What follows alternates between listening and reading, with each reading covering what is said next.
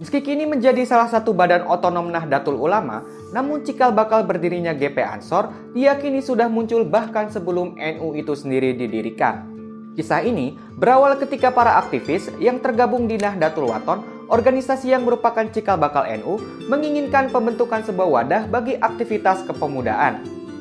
Keinginan ini muncul lantaran pada tahun 1920-an banyak berdiri organisasi-organisasi pemuda yang bersifat kedaerahan seperti Yong Yava, Yong Sumatra, Yong Minahasa, dan sebagainya. Kendati demikian, usaha Nahdlatul Wathon untuk mewujudkan keinginannya tersebut nyatanya tidaklah mudah. Di tengah upayanya mendirikan organisasi kepemudaan tersebut, terjadi perbedaan pendapat antara golongan tradisionalis yang dipimpin oleh Kiai Haji Wahab Hasbullah dan tokoh-tokoh yang berhaluan modernis seperti Kiai Haji Mas Mansur terkait sejumlah hal seperti persoalan taklid, ijtihad, hingga mazhab. Perbedaan pendapat ini kemudian membuat kedua tokoh yang disegani itu pun memutuskan untuk menempuh arus gerakan yang berbeda. Kemudian, pada tahun 1924, sekelompok pemuda yang mendukung Kiai Haji Wahab Hasbullah membentuk sebuah organisasi yang dinamakan Syabanul Wathon atau yang berarti Pemuda Tanah Air.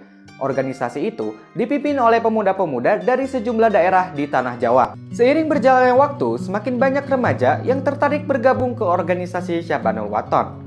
Melihat antusiasme ini, para pengurus organisasi pun memutuskan untuk membuat semacam kegiatan yang diarahkan pada aktivitas kepanduan. Kendati begitu, setelah Kiai Haji Wahab Hasbullah bersama Kiai Haji Hasyim Asy'ari mendirikan Nahdlatul Ulama pada tahun 1926, aktivitas Syabanul Wathon justru mulai mengalami kemunduran. Hal ini dikarenakan beberapa aktivis utama organisasi tersebut juga terlibat dalam kegiatan-kegiatan NU. Untuk mengatasi persoalan ini, salah seorang pemimpin Syabanul Wathon menginisiasi pembentukan wadah pemuda dalam organisasi Islam yang baru dibentuk itu. Wadah kepemudaan ini kemudian diberi nama Persatuan Pemuda Nahdlatul Ulama atau PPNU. Dalam perjalanannya, PPNU beberapa kali mengalami perubahan nama. Pada 14 Desember 1932 misalnya, PPNU sempat diubah menjadi Pemuda Nahdlatul Ulama atau PNU. Lalu, pada tahun 1934, PNU diubah lagi menjadi Ansor Nahdlatul Ulama atau ANO, bukan ANU karena ini masih menggunakan ejaan lama ya. Konon, nama Ansor ini diusulkan langsung oleh Kiai Haji Wahab Hasbullah. Nama ini diyakini diadaptasi dari gelar kehormatan yang diberikan oleh Nabi Muhammad SAW kepada penduduk Madinah yang dianggap berjasa dalam menegakkan agama Islam. Oleh karenanya, penggunaan nama Ansor ini dimaksudkan agar anggota organisasi tersebut dapat mencontoh teladan dari sikap dan perilaku serta semangat perjuangan para sahabat Nabi.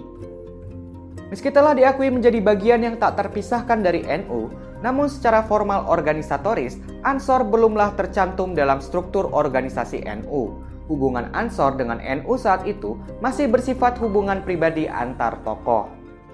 Pada Muktamar NU ke-9 yang digelar di Banyuwangi, Jawa Timur 24 April 1934, barulah Ansor secara resmi diterima dan disahkan sebagai Departemen Pemuda NU. Hari itu pun kemudian ditetapkan menjadi tanggal berdirinya Ansor. Muktamar itu juga turut menetapkan Haji Muhammad Thohir Bakri, Abdullah Ubaid, Haji Ahmad Barowi Abdussalam sebagai ketua, wakil ketua, dan sekretaris pertama Ansor. Setelah resmi diakui sebagai salah satu departemen di bawah NU, kiprah Ansor mulai mengalami perkembangan. Organisasi tersebut bahkan mulai rutin menggelar kongres tahunannya sendiri. Perkembangan tersebut juga didukung oleh keputusan yang diambil pada Muktamar ke-11 NU di tahun 1936. Saat itu, pengurus pusat NU merekomendasikan kepada perwakilan-perwakilannya di daerah agar juga membentuk cabang-cabang Ansor.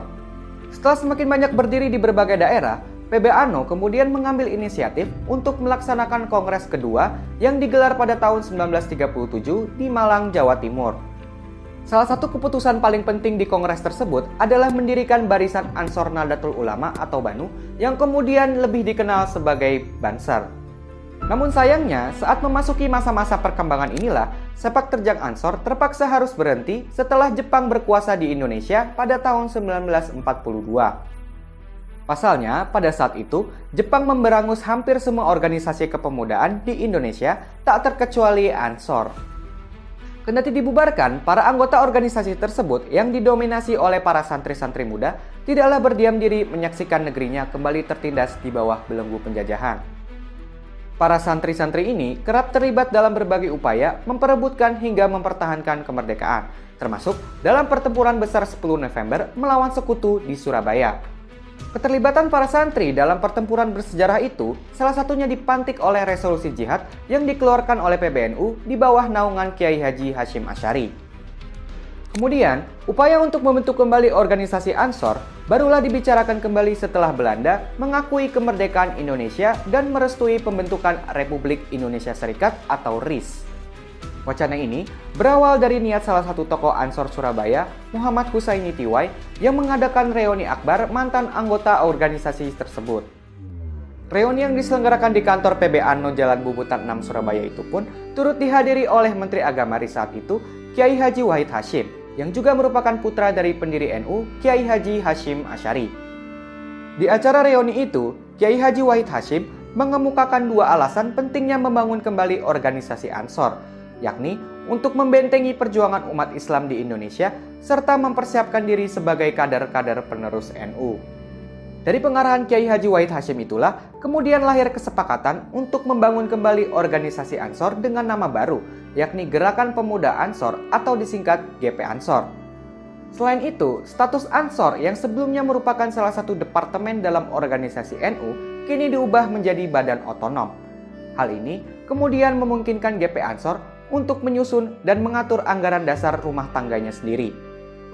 Setelah dibentuk kembali, Ansor dan Bansernya lebih banyak aktif terlibat dalam kegiatan pengamanan hingga gerakan sosial kemasyarakatan. Selain itu, kiprah GP Ansor dalam panggung politik tanah air pun juga tak bisa dianggap remeh. Ini terbukti dari keterlibatannya dalam membela Pancasila ketika ideologi negara tersebut dianggap terancam oleh kebangkitan Partai Komunis Indonesia atau PKI. Tak hanya dalam periode tersebut, signifikansi GP Ansor sebagai penjaga Pancasila pun nyatanya terpelihara hingga hari ini.